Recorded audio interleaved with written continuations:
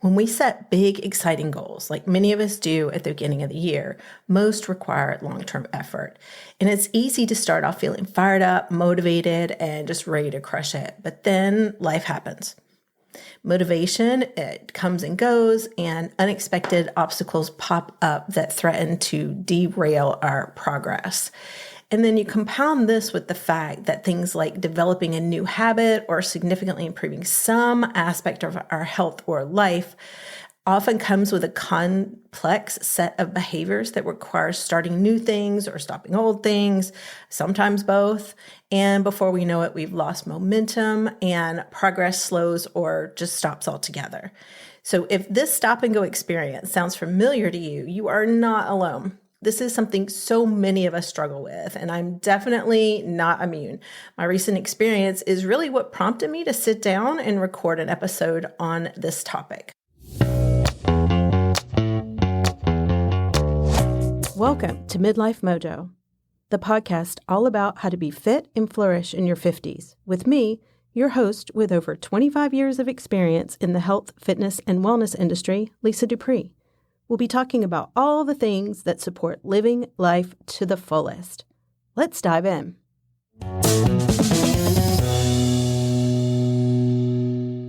Today, I want to explore some mindset shifts and practical strategies for more consistency, self-compassion, and routine that help sustain effort over the long haul.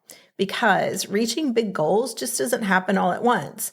Real transformation takes time, it takes ongoing effort, and learning to be kind to ourselves through inevitable bumps in the road. So if you've listened to the podcast in the past, you may have heard me talk about focusing on building muscle as a big goal that I've been working on for like 2 years. And I'm seeing progress, but it's really slow progress. So I decided when I was reflecting at the end of 2023 to really be strategic and consistent with what I was doing in 2024, because that's, I think, really what's going to help. I decided to take part in an 8-week challenge that started on February 1st. Started out motivated, like off the charts, fully committed. Was doing great with the workouts. It's 6 workouts a week, and there's a very specific high protein eating plan that I'm doing. And so everything was going great. I'm really seeing the value in the effort. And then beginning of week 3, I got sick. Like this virus knocked me down. Some sort of like cold respiratory virus. I don't know. Couldn't do anything. Had to stop working out. And that was super frustrating because I was kind of just getting into the groove, getting into that routine. But I decided, okay, so this is impossible. I have to actually take care of myself. I have to rest. I have to recover. So I decided, okay, I can't work out. I'm going to just stay with the eating plan. I was still doing something, kind of going in the direction where I wanted to go. But, as the days went on, a week goes by, I'm getting more frustrated, and even the eating plan started to go by the wayside. And when that happened, I really realized I needed to reorient and just focus on taking consistent, imperfect action, because they wasn't going to be perfect. But really, I need to stay in action to keep the momentum that I already built up going. And I could see it already starting to just kind of wane. So I wanted to start out talking about the power of momentum, because when you're first beginning some sort of new endeavor, motivation is usually high. You've got a clear reason why this goal matters to you and the outcome that you're working toward. Like you can see in your mind's eye how exactly your life is going to be better once you reach your goal. And so after this enthusiastic beginning, you settle into actually doing the work. And then things start to feel a little bit different. Progress seems slower. I know in my case, progress has been way slower than I thought it was going to be.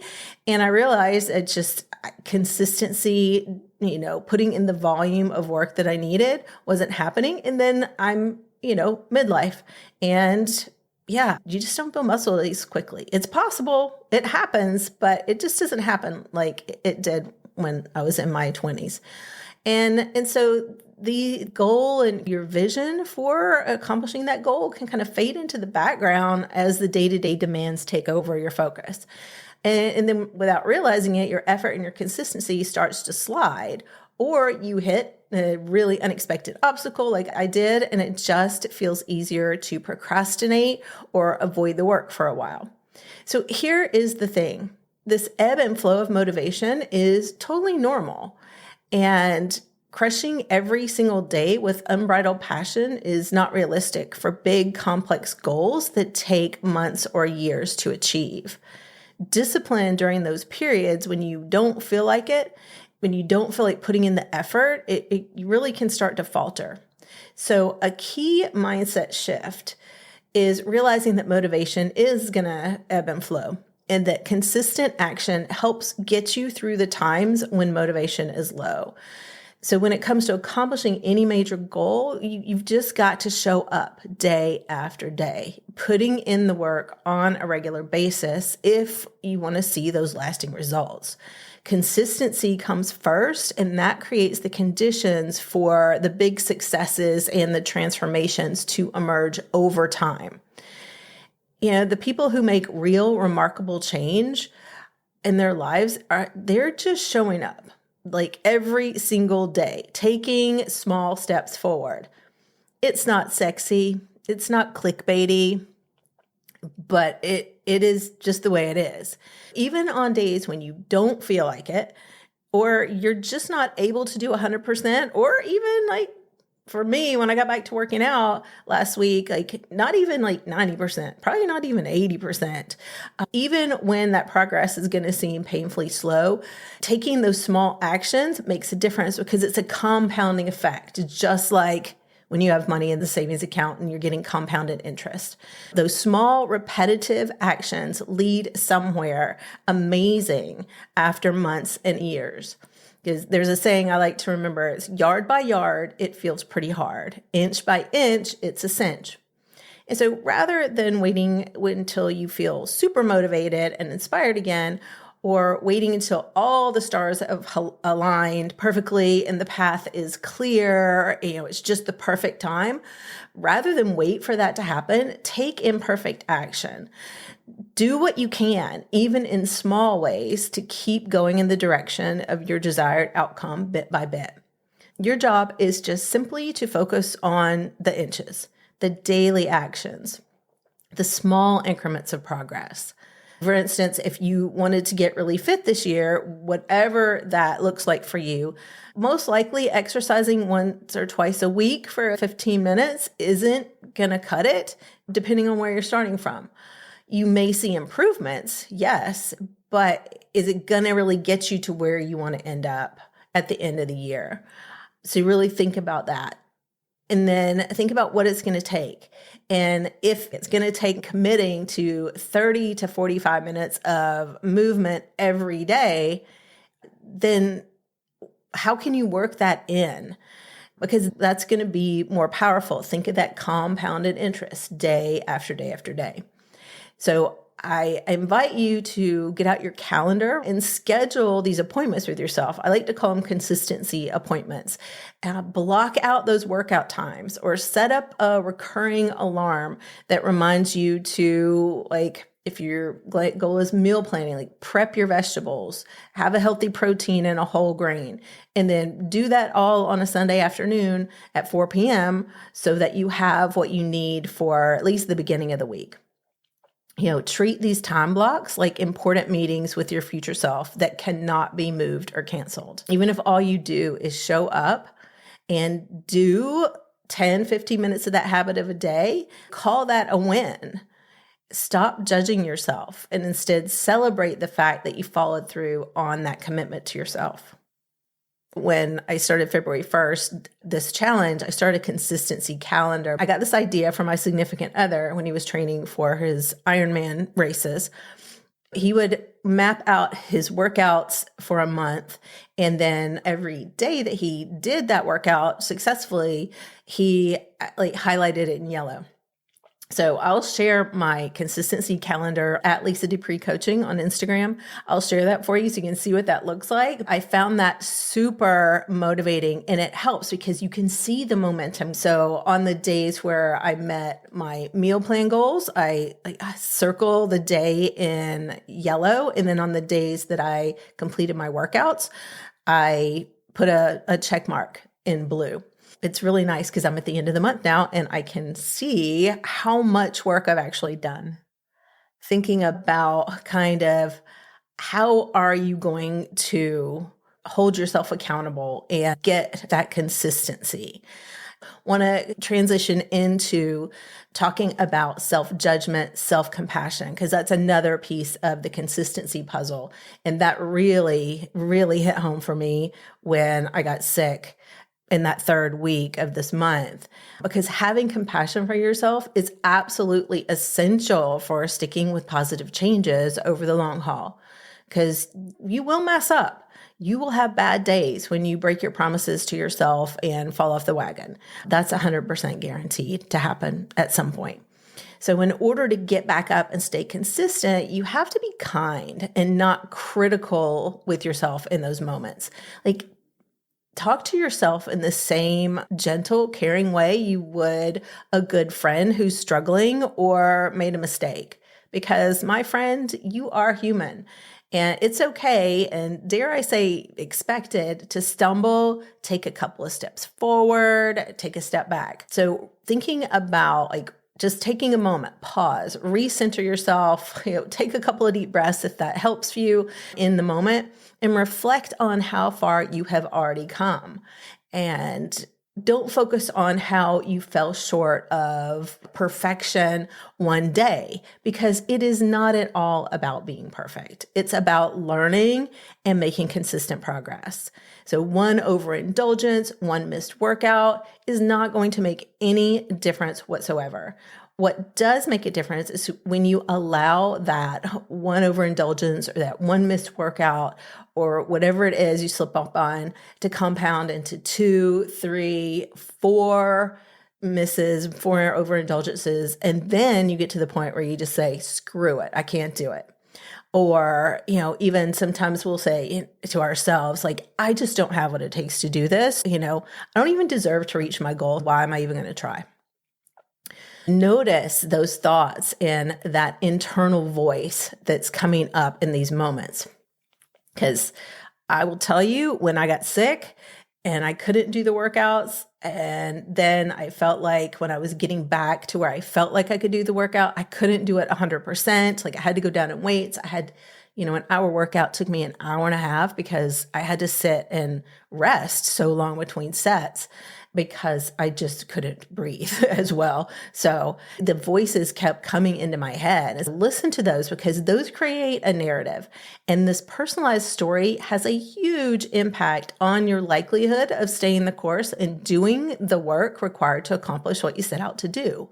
The more that you build emotional resilience and self-compassion, the less likely you are to quit after any given setback. Use a slip up to get curious and learn what went sideways, and then take a pause, course correct, but do that with encouragement for yourself and self-compassion and not judgment. So when your cynical, mean inner critic pipes up, notice the story it's trying to tell you. What is it trying to sell you on? And purposefully pivot your self-talk. Things that I know helped me are just saying things like, today was a tough day, but tomorrow's a new day. It's a fresh start. I get to try again. Speak to yourself the way you would want your best friend or your child to speak to themselves, honestly. You deserve that kindness. Remember that. You deserve that kindness. All right, so let's shift gears one final time and get into an essential structural piece to keep progress going, and that is cultivating routines. Having solid routines in place gives you ready-made actions to take on days that you don't feel like it. You're not feeling it. You don't want to. Now, I know talk of routines or discipline can sometimes sound rigid and boring. I was very resistant to the thought of routines because I felt it would confine me to a dull, lifeless existence. I envisioned no spontaneity, no freedom of choice. However, I will say I've come to embrace routines more recently. And that is because thoughtfully designed routines actually create the structure that frees you. I would have probably argued with you a year ago on that point, but now I've totally bought into it. Because what creating a thoughtful routine has done for me is it's freed up my mental and emotional energy to just do the work, do the things. So yeah, big switch for me, but it's working. So going to stay with it. By turning important actions into consistent habits, you conserve mental bandwidth. And I need all the mental bandwidth that I can get to do all the things I want to do. So rather than constantly having to decide, oh, what should I do now? How am I going to fit this in? Having these habits and routines allow you to know exactly what to do next and when to do it. The key, though, and at least I found this key for me, is building flexibility into these routines. Scheduling blocks of time for your goal-related tasks is important, but don't try to micromanage every moment. Nobody wants to be micromanaged, so don't try to inflict that on yourself. Leave plenty of breathing room for spontaneity, for fun, for variety as part of the bigger picture.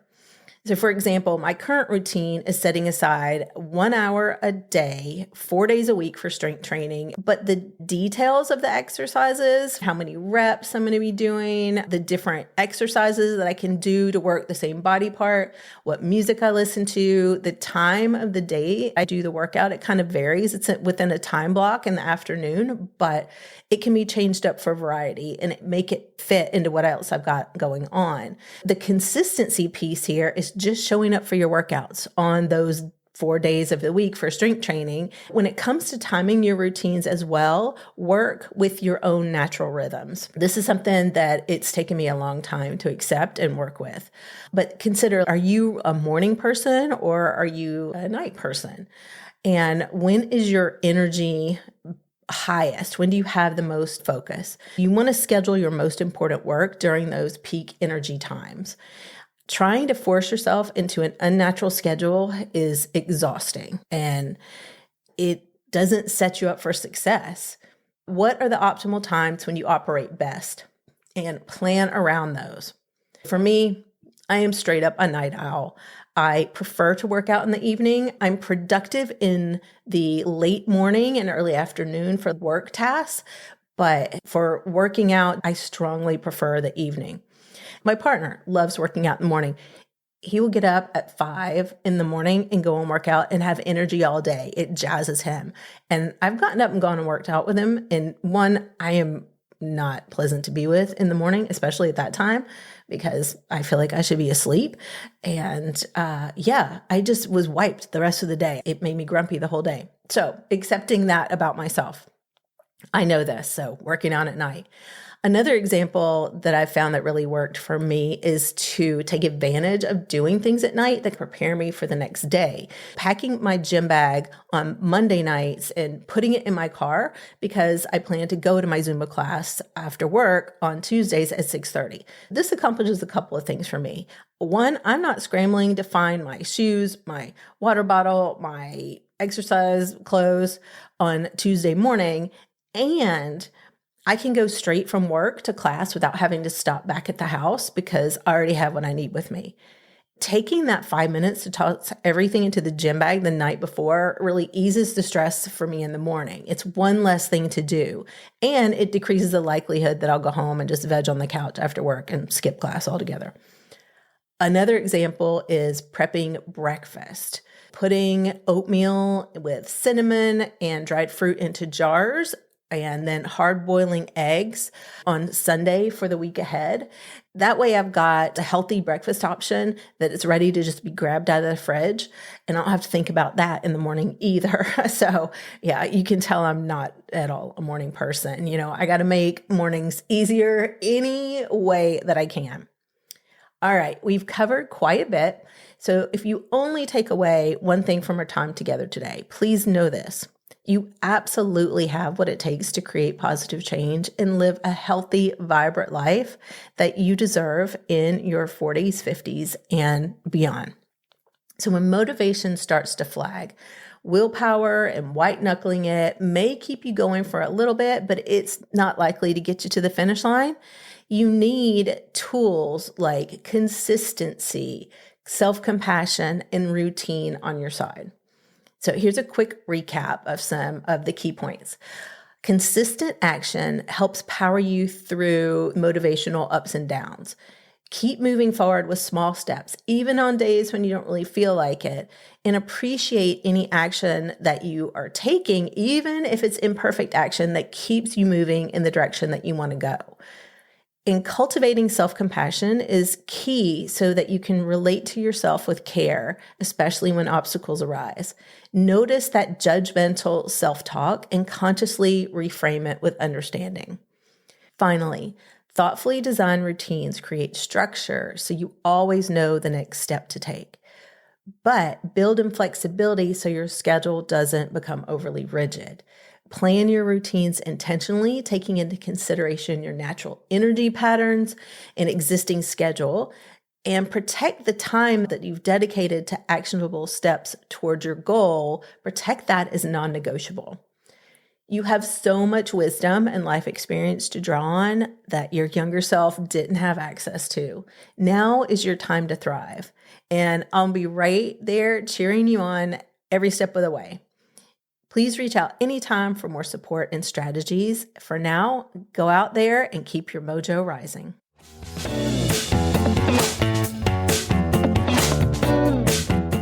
If this episode has been helpful to you, I'd love to hear from you. If there's a topic you'd like to hear more about, email me at lisa@lisadupreecoaching.com or connect with me on Instagram at Lisa Dupree Coaching. Thank you for listening. Bye for now.